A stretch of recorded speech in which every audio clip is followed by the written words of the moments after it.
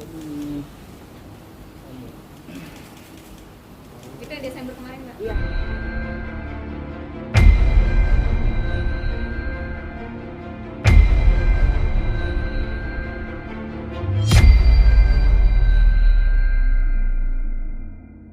Ya, ini 18 Desember.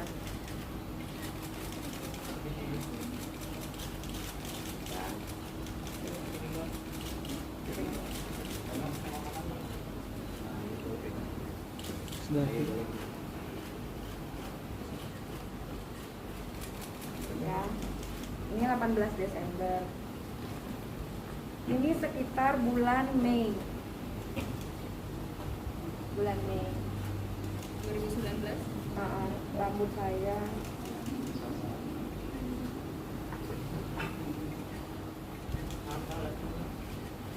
Itu rambut apa mbak? rambut apa lagi kalau bukan rambut saya? Enggak, maksudnya dicak. Dia dijambak tangan. Iya, ini saya lupa tepatnya kapan, tapi bulan Januari juga ada, bulan puasa juga ada. Enggak, itu bulan Januari gitu.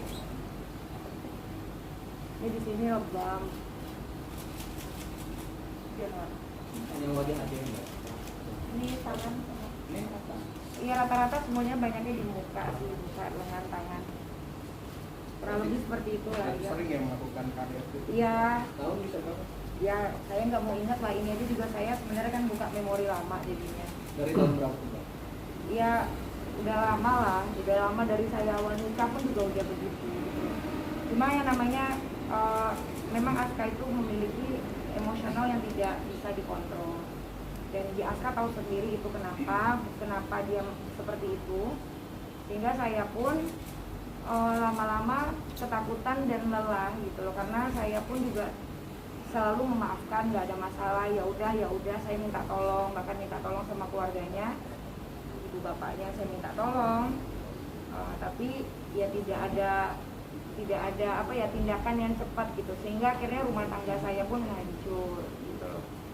Sekarang ini kan kalaupun misalnya saya berpisah, pasti kan saya tidak mau Aska ada kasus hukum yang lain gitu loh. Biarlah tetap saja perceraian saja gitu loh, tapi nggak ada urusannya dengan hukum-hukum yang lain. Tapi mau apa lagi, karena mungkin ini udah takdir Tuhan, Aska harus seperti ini, saya pun juga harus menerima seperti ini gitu loh. Jadi mohon sekarang ini tuh jangan pemberitaannya kemana-mana. Jadi karena dibilang saya yang melaporkan, saya yang TO, kita sama-sama tahu lah, saya tahu persis apa yang terjadi, dan saya tidak mau hal buruk terjadi kepada Aska gitu loh. Walaupun ibaratnya berulang kali saya ucapkan, bagaimanapun terjadi hal buruk terhadap pernikahan saya, tetap dia itu bapaknya anak-anak saya. Jadi nggak boleh saya melakukan hal-hal yang buruk gitu loh. Apalagi untuk saya sebenarnya menceritakan ini tuh hati saya sedih. Tapi ini hanya gambaran paparannya saja, saya buka. Saya tidak mau menceritakan, udah tidak usah terlalu dalam lagi, karena itu yang ada bikin luka hati saya dan anak-anak saya terus-terusan gitu. Untuk sekarang ini saya rasa sudah cukup, sudah clear, jelas apa yang terjadi, dan mereka-mereka ini pun aman ada di bawah di rumah saya gitu loh, tidak ada kemana-mana, karena memang ini urusannya biar ini menjadi urusan hukum saja, karena memang kan dia melakukan hal-hal yang tidak sepantasnya dilakukan kepada saya gitu loh. Jadi itu saja. Dan kenapa terjadinya rumah tangga ini kacau-kacau itu karena saya mendapati Aska berselingkuh dari tahun 2015 dan saya baru mengetahuinya di tahun 2018. Jadi akhirnya saya pun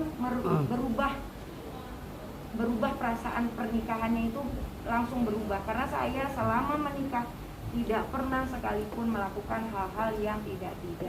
Dan akhirnya pada saat saya mengetahui itu tahun 2018 saya sudah berbeda, dan akhirnya saya menjalani pernikahan ya sudahlah, saya sendiri, dia sendiri. Jadi kita akhirnya saya menjalani hari-hari itu seperti itulah gitu loh. Akhirnya saya memutuskan pada saat terjadinya pertengkaran di bulan Desember akhir tahun lalu, saya memikirkan ya sudah, ini mungkin saya ingin berpisah saja karena rasanya sudah cukup lah.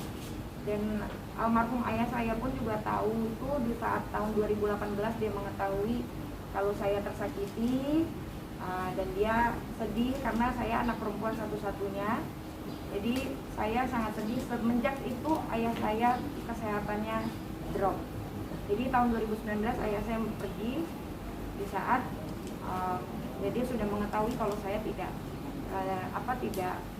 seperti apa yang dia kira gitu. Itu saja sih. Mbak Nindi, soal motif yang tadi Pak Sulaiman sama Mbak Lia. ini ya membuntuti Mbak Nindi, itu kan motifnya belum dikasih tahu. Iya. Apa mungkin, sorry Pak, kan katanya kan ada orang ketiga. Orang ketiga siapa saya? Iya, Saya. makanya sampai diskusi gitu. Ya, sekarang gini aja, urusan saya diikutin atau tidak itu mereka yang tahu. Urusan meringankan KDRT tentunya tidak ada urusannya dengan itu. Emangnya saya kedapatan ngapain melakukan perzinahan? Saya ngapain? Kalau misalnya kalau seperti itu hanya foto-foto video saja, itu sah-sah saja, tidak ada masalah. Saya mau bertemu sama siapapun teman-teman saya itu saya rasa sah-sah saja. Karena mereka pun tahu saya tinggal di mana.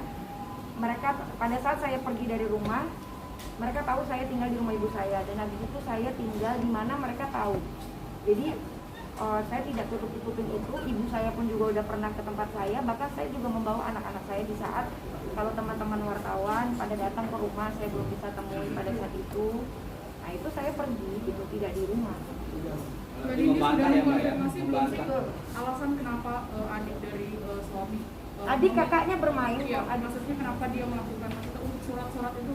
Ya nggak tahu, tanya aja, mungkin takut kehilangan harta kali. Tapi Aska sendiri tahu atas perbuatan keluarganya. Nggak tahu, saya kan tidak bisa berkomunikasi dari awal saja, dari Aska tertangkap saja saya tidak tahu. Jadi saya itu baru dikasih tahu tanggal 10 Januari tepat di ulang tahun saya. Saya baru dikasih tahu, dan itu saya telepon Lia karena saya pas pulang hari Jumat saya tanya, "Bapak mana? Kok handphonenya, kita kan punya grup, bagaimanapun kita masih update di grup walaupun saya nggak berkomunikasi langsung. Kok nggak ada tanya-tanya anak-anaknya, biasanya tanya-tanya gitu kan. Tiba-tiba nggak ada. Saya tanya, katanya bapak sama 5 orang teman masuk kamar. Saya marah, kurang ajar, siapa nih yang masuk kamar saya gitu loh. Saya cari-cari kemana sama siapa nih masuk 5 orang kamar ini, siapa. Belum mau cerita karena disuruh tidak boleh cerita.